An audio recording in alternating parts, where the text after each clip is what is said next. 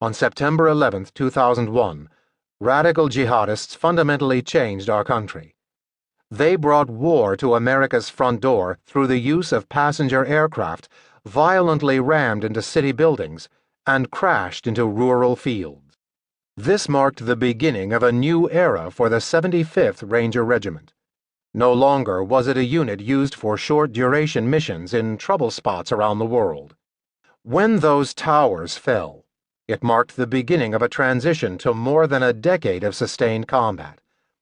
The Rangers didn't know it at the time, but the regiment would not miss a single day of the long war on terror that was coming.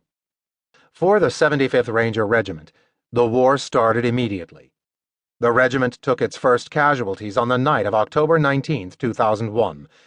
Specialist John Edmonds and Private First Class Christopher Stonecipher, of 375, were killed when the Black Hawk helicopter they were riding in crashed. On the night of October 19th through 20th, 2001, A and C companies of the 3rd Ranger Battalion conducted a combat parachute jump into Objective Rhino, which was located southwest of Kandahar, Afghanistan. This marked the official transition from a largely garrison unit that trained for combat to a force to be reckoned with that was now at war. 4 MC-130s dropped 199 Rangers from the unusually low elevation of 800 feet above ground level, with zero illumination present, in order to seize a landing strip for use with follow-on forces, provide an aerial refueling point, as well as destroy any Taliban forces present. The mission was also planned in the hope of having a psychological effect on the enemy, proclaiming, "You wanted a fight? Well, here we are," to those responsible for the terror attack just 5 weeks prior. 11 enemy combatants were reported killed by the ordnance dropped by bombers in preparation of the target ahead of the combat jump, and another 9 were reported as fleeing the objective. By the time the Rangers landed and assaulted the objective, there was only 1 enemy fighter remaining, which they handily eliminated. The mission was a success, completed in less than 6 hours, with no American personnel killed and only 2 wounded in the initial jump. Although this was the first combat jump of the war, it would not be the last.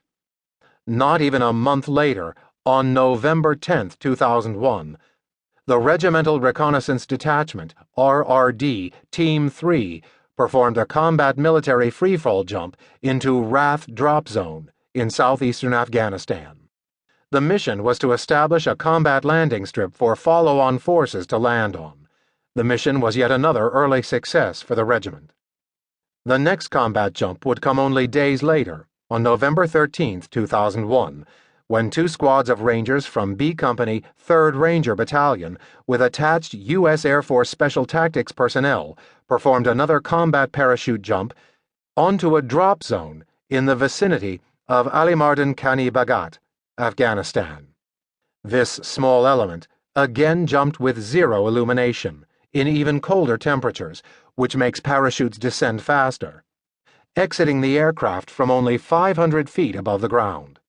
This was dangerously low, as a parachute malfunction from this height would not allow enough time for activation of the reserve parachute. Upon hitting the ground, almost everyone in the small Ranger assault element sustained injuries.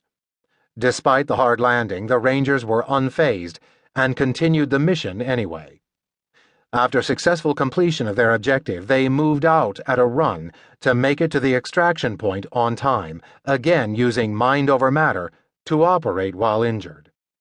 A week later, RRD Team 3 conducted a combat static line jump onto Shiloh Drop Zone in southeastern Afghanistan in order to establish another flight landing strip for follow-on forces.